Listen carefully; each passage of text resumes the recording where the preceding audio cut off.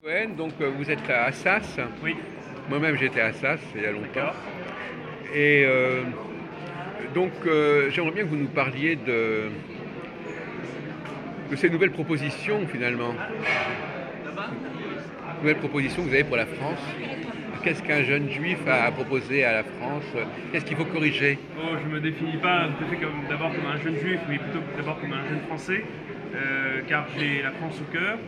Et Raymond Aron, juif lui-même, disait que l'assimilation, c'est lorsqu'on pleure plus pour les défaites des batailles napoléoniennes que pour la destruction du temple, et je suis en accord avec cette formule. Alors, l'idée de ce livre, comment est venue cette idée d'écrire ce livre? Une certaine idée de la France, aux éditions Maya. Écoutez, depuis mon tout jeune âge, depuis 14 ans, j'ai l'âge de 14 ans, j'ai commencé à me pencher, à étudier, à m'intéresser, à me passionner pour cet avenir de la France. Et donc j'ai eu en effet l'idée d'écrire ce livre. Je tiens également à un blog politique, Antoine Cohen Overblog. Et dans ce livre, une petite partie concerne la campagne présidentielle qui vient de s'achever. Et puis l'autre partie du livre, plus importante, concerne la France en général, son histoire, son âme, sa culture, sa grandeur empruntée à chacune de nos vies, sa survie menacée. Et j'essaie de dresser un constat lucide de la situation tout en apportant des propositions et des solutions, car rien n'est pire que la passivité. Je pense que la France elle doit se réformer et se réinventer, mais elle a de grandes capacités, elle a une très bonne position géographique, elle a un grand nombre de prix Nobel, elle a une culture, un savoir-faire, et je crois au génie des Français, au talent et à l'unité. Et donc je pense que ce livre peut être une véritable boussole pour gouverner le pays. Alors, mais encore, donc finalement,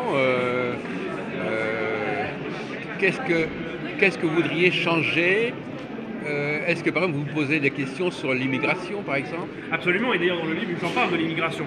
Je pense que l'immigration n'est ni justifiée sur le plan démographique, puisque la France est le pays le plus fécond d'Europe avec 2 enfants par femme, et il n'est pas non plus justifié sur le plan économique, puisque nous avons 10% de chômeurs.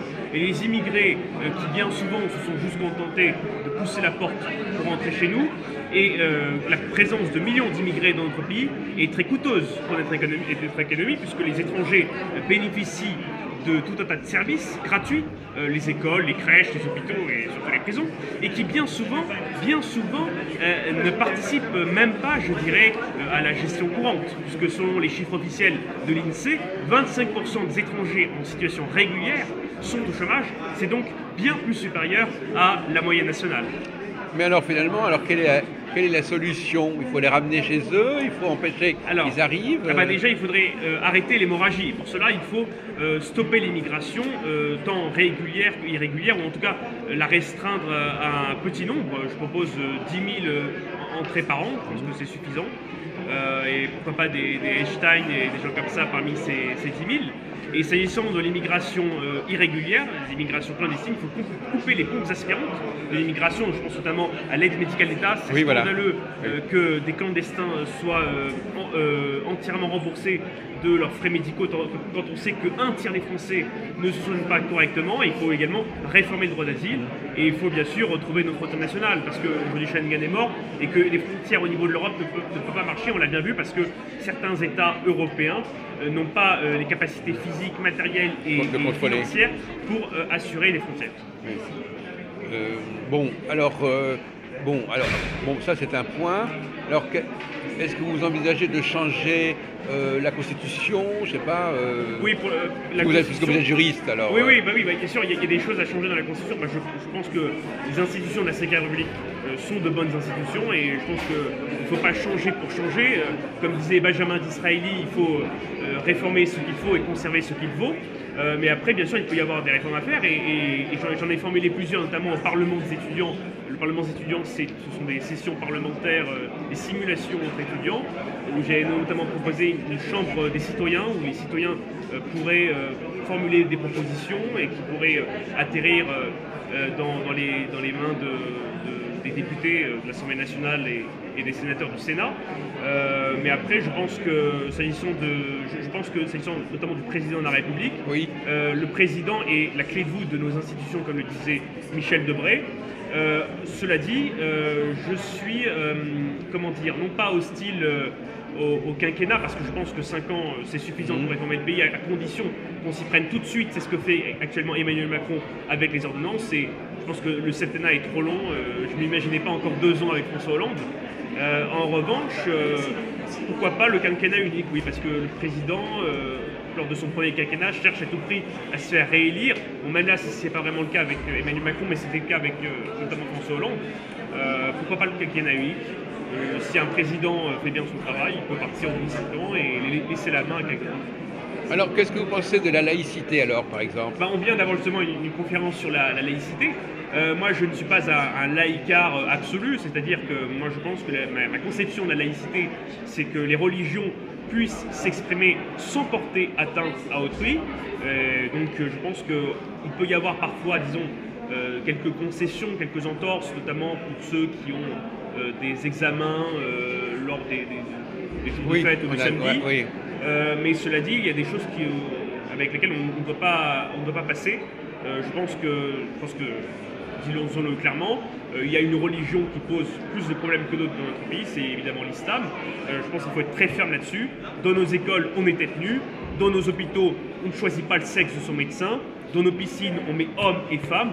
Dans nos administrations, on met ni la kippa, ni le voile, ni la croix sur le ventre quand on est un fonctionnaire. Quand on veut s'intégrer, il y a bien sûr la communauté nationale qui doit s'ouvrir. Mais celui qui veut être accueilli doit faire un effort parce qu'il n'y a pas de droit sans devoir. D'accord. Les restaurants Non. Alors, quels sont les autres aspects que vous avez développés? Je parle notamment dans mon livre, notamment du prénom. Le prénom tient une place assez importante. Ah oui, c'est vrai. Oui. L'impératif d'avoir un prénom français. Oui. Je rappelle que le prénom, c'était la fameuse loi édictée sous Bonaparte du 1er avril 1803. Alors, qu'est-ce qu'un prénom français? Un prénom français, c'est soit un prénom du calendrier, des calendriers, parce qu'il y a plusieurs calendriers, il y a le calendrier révolutionnaire, le calendrier grégorien, ou bien un prénom issu des grands personnages de l'histoire de France. Et cette loi, elle a été supprimée par la gauche en 1993, qui aime bien avait supprimé cela au nom d'une soi-disant liberté. Donc, avant 93, les enfants musulmans ne pouvaient pas porter de nom musulman. Alors en fait, si vous voulez, j'y viens, à partir des années 70, disons que les officiers de l'état civil étaient beaucoup plus souples sur la loi de 1803. Et finalement, comme ils étaient de plus en plus souples, on a estimé qu'il valait mieux l'abolir tout simplement. C'était déjà pratiqué comme ça. Voilà, c'est ça, à partir des années 70. Et je pense que c'était une grande erreur. Je pense que le prénom est quelque chose qui doit nous ressembler et nous rassembler. Et c'est une fausse liberté parce que quelqu'un qui est juif ou musulman a peut-être envie, comme on le voit, comme un Français et non pas comme un juif et comme un musulman. Mais à cause de son prénom, il est pris en otage par sa communauté. Et on voit bien que le prénom ramène à une identité sociale ou identitaire. Les juifs choisissent aujourd'hui en tout cas des prénoms bibliques ou israéliens, anticipant éventuellement une alia. On peut estimer que des gens qui portent des prénoms anglo-saxons viennent d'un milieu qui n'a pas les outils culturels pour résister à la américanisation de la société. Et puis également, cela permettrait aussi aux musulmans, par une contrainte salutaire, de se détacher du communautarisme et parfois pire, de l'intégrisme. Mais actuellement, on a vraiment l'impression qu'il est quasiment impossible à un musulman de porter un nom qui n'est pas arabe, en fait. Comment? Pas grave. C'est quasiment impossible pour un musulman aujourd'hui de s'appeler Philippe ou Georges. C'est impossible que pour eux. C'est à eux de choisir. Non, mais tu veux dire actuellement, c'est presque inconcevable. Oui, mais c'est inconcevable parce que c'est juste une habitude. Il faut se déshabituer à cela. Et je rappelle que dans l'immigration à l'époque des années 50 ou 30, etc., les gens avaient des prénoms français et ils étaient issus d'immigration. Adjani se prénomme Isabelle et non Jamila. Aznavour, c'est Charles. Montand, c'est Yves. Platini, c'est Michel. Et face à cette réalité, certes déplaisante, mais inéluctable, le législateur aurait pu revenir sur la loi du 1er avril 1803. Et d'ailleurs, c'est ce que définit d'ailleurs très bien le sociologue Philippe Diribarne. Il y a ce qu'on appelle le corps social et le corps politique. Le corps politique, c'est l'aspect juridico-politique, c'est-à-dire que les Français sont ceux qui ont la nationalité française. Et donc, que l'on s'appelle Mohamed ou Abraham, on est français. Et on est autant français que des Français d'origine française. Et heureusement, ça c'est le corps politique. Ensuite, il y a ce qu'il appelle le corps social, c'est-à-dire l'acceptation par le groupe, par les Français de souche, ou même par des Français qui ont de lointains ascendants étrangers et qui ne supportent pas, qui ne comprennent pas pourquoi les nouveaux arrivants arrivent avec leurs us et coutumes et leur façon de donner des prénoms étrangers à leurs enfants. Qui imagine le général de Gaulle avoir un prénom étranger? C'est personne. Alors, cela dit, la France, elle n'est pas unique. Enfin, je veux dire, il y a une diversité des milieux, etc. Donc en fin de compte, on ne s'intègre jamais à la France, on s'intègre à un certain milieu en France. Bah oui, bah ça dépend où On on, est dans une habite, certaine- où on habite. Et justement, quand on dit que l'État a ghettoisé certains quartiers, ou l'État a parqué un certain nombre de musulmans dans des ghettos, c'est faux. C'est un mythe. La réalité, c'est que les nouveaux arrivants et leurs enfants ont fait fuir les Français qui habitaient Oui. avant eux, justement. Et donc, ils se sont ghettoisés, si vous voulez. En fait, non. Mais je pense qu'il faut casser cela, en effet. Enfin, cela dit, il faut peut-être pas exagérer la capacité des gens de prendre de la distance par rapport à leurs origines. Hein. C'est-à-dire que quelqu'un qui est marqué par une certaine culture, il va la perpétuer d'une manière ou d'une autre. Oui, mais On ne devient pas français comme ça, de souche, du jour au lendemain. Alors peut-être que vous avez cette idéologie là du creuset français. Bah, je peux tout à fait concevoir qu'on ait de l'affection pour son pays d'origine quand on est Non seulement l'affection, mais immigré ou un fils c'est d'immigré. pas seulement l'affection, c'est véritablement les gens qui sont marqués par ce milieu. Oui, bien sûr. Et on peut aussi être marqué ou avoir de l'affection lorsqu'on est un Français de souche qui vient de province Oui. et qui habite Voilà. en métropole.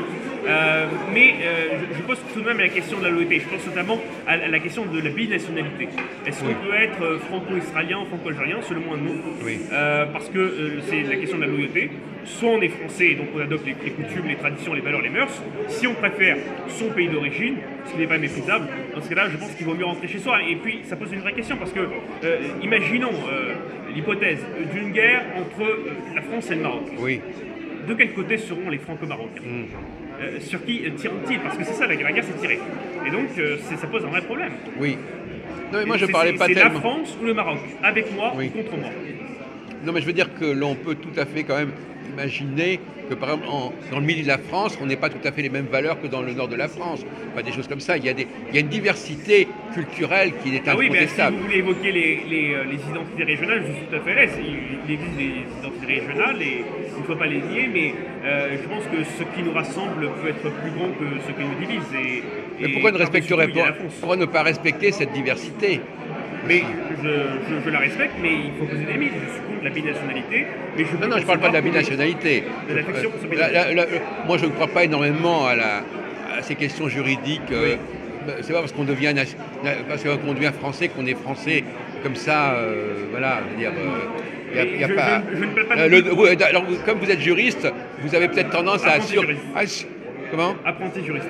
Oui, apprenti juriste, vous avez peut-être tendance à surestimer le pouvoir du droit, parce que quand vous êtes quand même, vous pensez beaucoup en termes de droit, de nationalité, tout ça, ça reste quand même très superficiel finalement par certains côtés. C'est pas si super que ça, mais en effet, puisque je suis étudiant en droit, je vois les choses sous cet angle-là, mais je peux le voir aussi d'un autre angle. Bien sûr que le droit, c'est pas la baguette magique. Je ne suis pas pour une société complètement à 100% uniforme, mais je pense qu'il y a certaines choses qui doivent nous rassembler parce que si un peuple ne partage pas des valeurs communes, ne partage pas une certaine culture, alors il n'y a plus de peuple, il n'y a plus de nation. Alors justement, pour revenir, parce que nous sommes au CRIF, là, à la journée du CRIF, qu'est-ce que vous pensez du dialogue judéo-chrétien, par exemple? Je pense que c'est un... Parce que là, quand même, il y a une affirmation les Juifs ont le droit d'affirmer leurs différences, quelque part. Bien sûr, et je pense qu'on doit persévérer dans ce dialogue judéo-chrétien. Et d'ailleurs, Jean-Marie Lustiger, juif d'origine, avait beaucoup contribué au dialogue judéo-chrétien. Mais je pense que nous avons de bonnes relations. Il y a ici, parmi les invités, un prêtre, notamment. Mais on doit aussi développer des relations arabo voilà, bref. Oui. Et donc oui, je pense que c'est important et le dialogue des religions est primordial dans une société laïque. Et alors, qu'est-ce que vous pensez donc de la dimension européenne, alors, finalement? C'est-à-dire le fait qu'on est en France, mais on est également dans l'Union européenne. Bien sûr, mais moi je me sens, si vous voulez, parisien, français, européen. Après, je critique l'Union européenne telle qu'elle est Ah bon, d'accord. aujourd'hui. Ah bah, ça tombe bien alors. Oui, ça tombe très bien, oui. Parce que je pense que c'est un non-sens d'avoir une même politique que pour 27 ou 28 pays assez différents, avec une culture différente, avec un modèle économique différent, avec des mécanismes et des capacités différentes. Et je pense que l'Europe des 6 marchait bien, mais l'Europe telle qu'elle est aujourd'hui, avec les élargissements sans fin, est dans une impasse.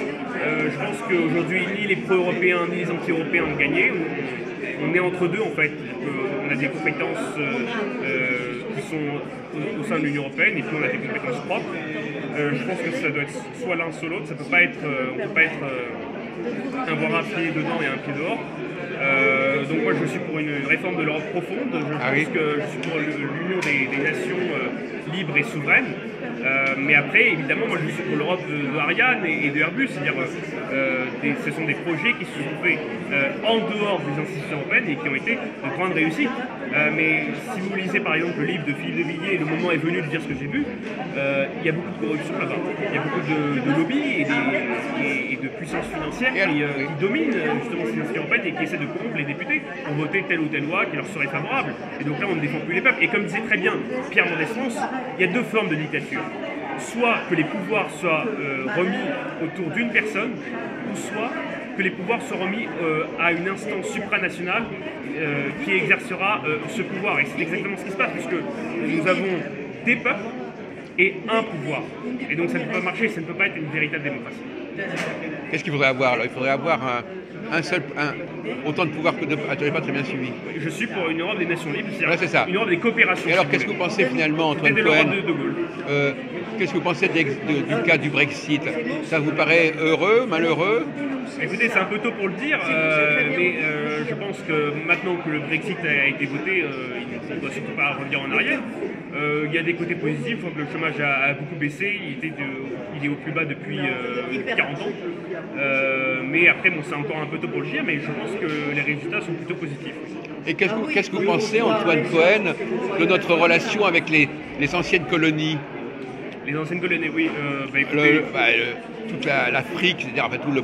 Voilà, comment doit se comporter à la dimension ex-impériale de la France, si on peut dire. Oui, la France qui d'ailleurs a des effets sur l'immigration, entre parenthèses. On ne peut pas exclure, on peut pas sortir l'immigration de la présence coloniale ancienne. Oui, si vous voulez, la France n'a plus ses colonies, c'est acté.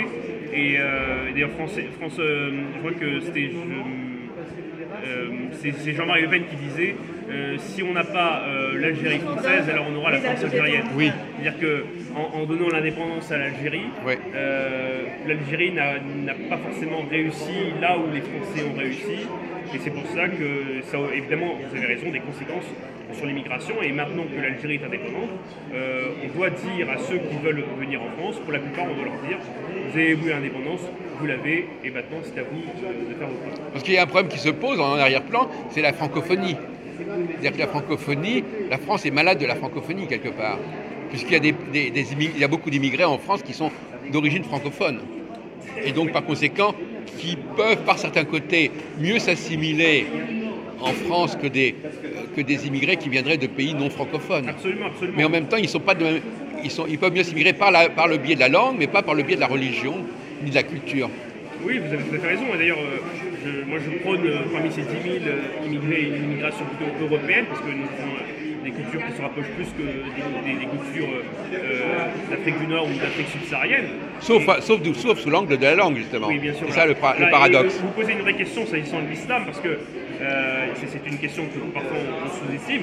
Je pense qu'il y a aujourd'hui, 6 millions de musulmans en France. C'est aujourd'hui la deuxième religion dans notre pays.